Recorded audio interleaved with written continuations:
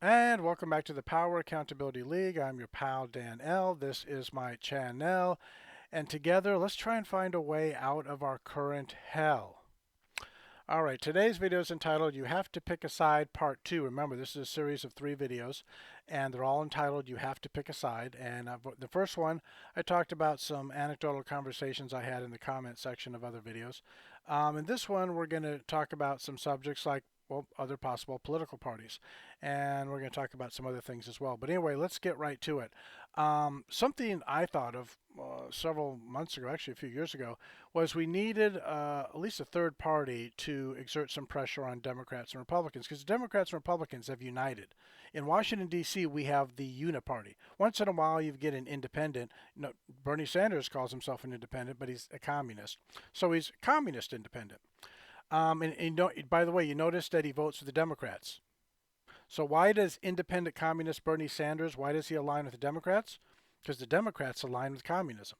Anyway, and the Republicans, unfortunately, align with Democrats. So we have a uniparty in Washington, D.C. And I thought, well, what would be a good name for a third party? You know, to get it off the ground, get people involved, make it attractive to people, get millions of people voting for candidates in this new party. And at first I thought, how about we call it the Constitution Party? I'm a fan of the Constitution is not perfect, but the Constitution is a great document. The reason it's a great document is because it's a self-correcting document. Kind of like science is a self-correcting exercise and knowledge, attaining knowledge. The Constitution provides for its own correction, and I like that. You can amend the Constitution. Great idea. So I thought, let's call it the Constitution Party. So I went to DuckDuckGo and I typed in the Constitution Party. It turns out there already is a Constitution Party. And of course, what I quickly found out, there's hundreds, maybe even thousands of political parties in the USA. You and I have just never heard of any of them because everything is filtered through the lens of Republicans and Democrats. Then I thought, okay, that maybe we don't call it the Constitution Party since somebody else already has taken that name. Maybe we call it the Accountability Party.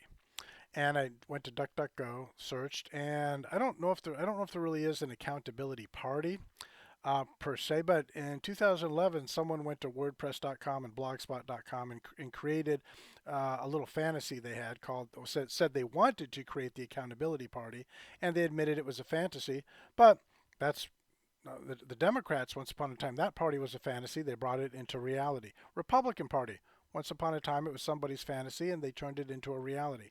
So realities quite often start off as a fantasy or a hope or a dream of somebody, and they turn that dream or that fantasy into reality.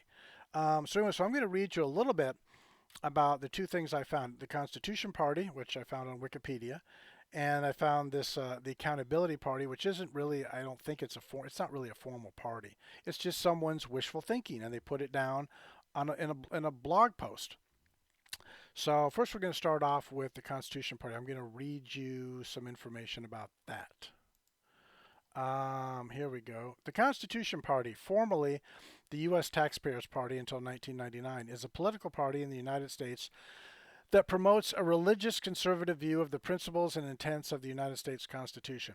The party platform is based on originalist interpretations of the Constitution and shaped by principles which it believes were set forth in the Declaration of Independence, the Bill of Rights, the Constitution, and the Bible. The party was founded by Howard Phillips, a conservative activist, after President George H.W. Bush violated his pledge of read my lips, no new taxes. And that's true, but I'm going to comment here.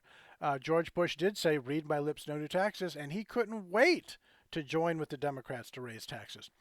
Anyway, during the 1992 and 1996 presidential elections, the party sought to give its presidential nomination to prominent politicians, including Pat Buchanan and Ross Perot. But they were unsuccessful and instead selected Phillips as its presidential nominee in 3 successive elections. Michael Perotka was given the presidential nomination in 2004. Chuck Baldwin was given the presidential nomination in 2008, although he faced opposition from multiple state affiliates. Virgil Goode was given the presidential nomination in 2012. Darrell Castle was given the presidential nomination in 2016. And Don Blankenship was given the presidential nomination in 2020.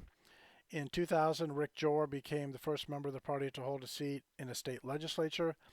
He was subsequently defeated in 2002 and 2004 elections, but was later elected to a state legislature in 2006, the first Constitution Party candidate to do so. In 2002, Greg Moeller became the first member of the party to win a partisan election. The Constitution Parties of Minnesota and Colorado have both achieved major party status.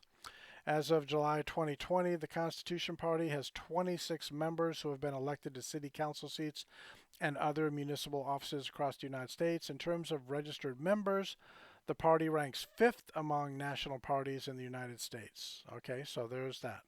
Now we're going to go on to something called the Accountability Party. Again, it's not actually an official organization. It's somebody's fantasy, and they put it into a blog post. And I'm going to read you what they would like, what their fantasy is. The Accountability Party. What's that, you ask, puzzled, thinking you've missed some newsworthy announcement. You haven't. The Accountability Party is my little fantasy, created at this most opportune moment when the Dems and Repubs are both out of favor. The Accountability Party is intended to be broad-based, having only 2 planks so as to be robustly resistant to destruction by fragmentation.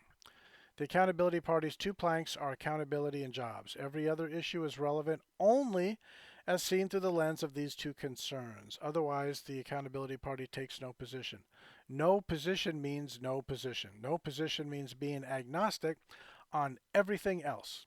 Individual members have their own views, of course, but as a unified organization, the AP takes no position on abortion, taxes, gay marriage, gun rights, defense policy, campaign finance, racial discrimination, immigration, terrorism, hate speech, Israel, education policy, environmentalism, global warming, etc. This post was from April 2nd, 2011, posted by someone named Jeff Davis. His email is jrd1415@yahoo.com. So there we go. So there's 2 potential political parties to rival the Republicans and Democrats. Remember, I said this is called you have to pick a side. So maybe you're going to pick the Constitution Party. Maybe you and I work together to create something called the Accountability Party.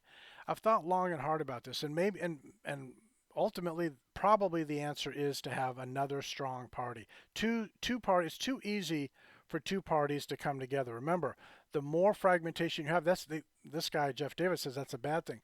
Actually, the West is about individualism. The West figured out that you need to divide people down to the level of the individual. Division is bad when it's groups that can battle each other.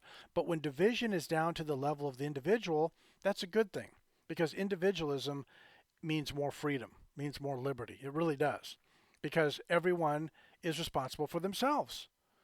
And that's what individualism means. You have to take care of you.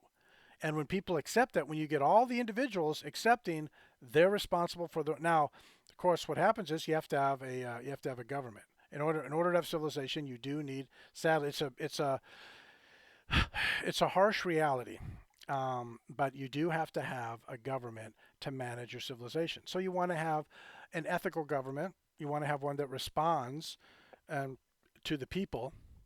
And that's why, the United States, when it was founded, it says of the people, by the people, and for the people. Self-government means individuals self-governing. Anyway, and I agree with that. I don't want a dictator. We have a dictator in the Oval Office right now. I don't want that. I don't know what that, because you know what that means? I'm the slave. I am Biden's slave. I am, and so are you. We're all of us are Biden's slave. The Supreme Court might tinker around the edges. But the Supreme Court is not going to free us from the slavery. Just like the Supreme Court, by the way, when Africans who were brought to America, black slaves, when they were slaves, Supreme Court didn't free the slaves. It took a civil war. It took decent people fighting evil people. And what we need now is righteous people. But that's for another video. So anyway, I just read you a little bit about those 2 parties, the Constitution Party and this fantasy someone had called the Accountability Party. And I don't know what the answer is. The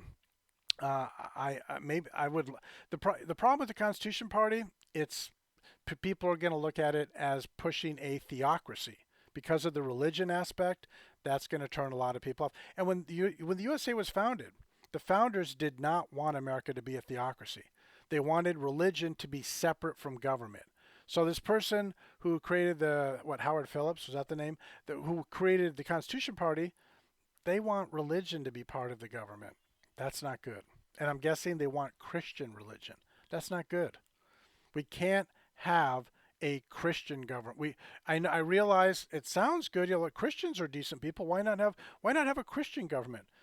Because theology and government are not a good mixture. If you want to know what it looks like, go to certain places in the world where you have a country that has a political system and it's ruled by Islam. That's a theocracy. Take a look at Iran. Iran is what you get when you put religious people in charge of government. And I'm sorry, Christians, if our government was a quote a Christian government, it would become very oppressive. It would become intolerant towards other people, other religions, and so forth. So that's probably why why the Constitution Party probably hasn't gotten a lot of traction. They should have, because all the other stuff, everything else in the Constitution Party, I agree with. It's the religious aspect I think is holding them back. And the Accountability Party has already stated that's just someone's fantasy. No one has, there's no official accountability party, though.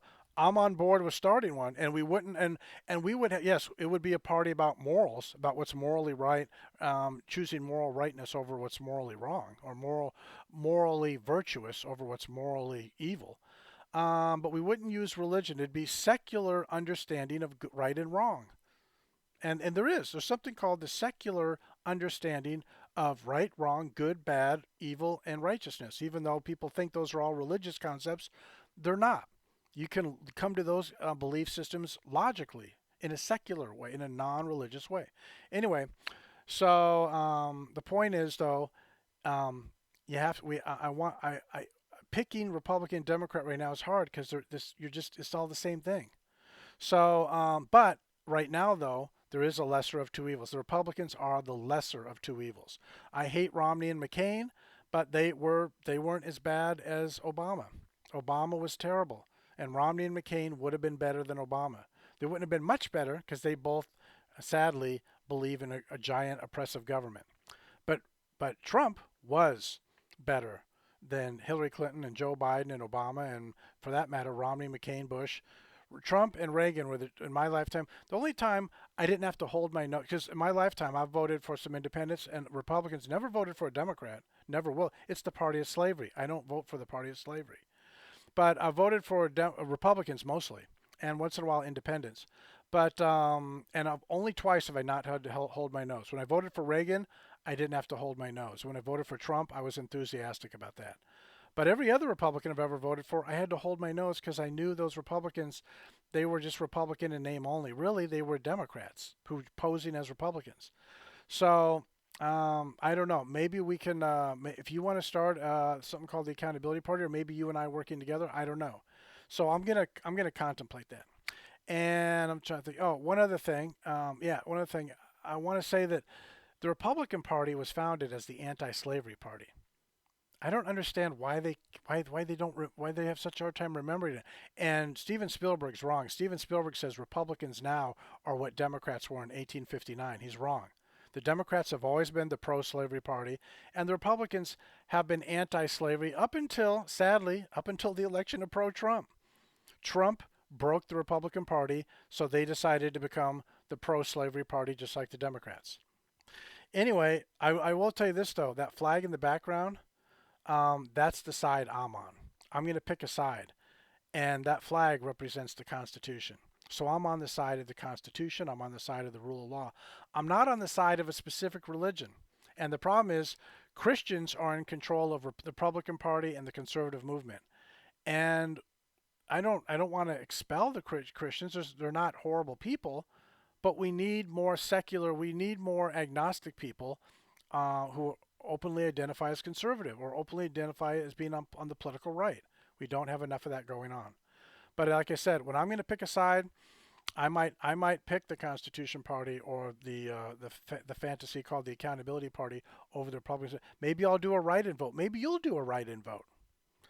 Anyway, that was part 2. Come back for part 3. Thanks a lot. Bye-bye.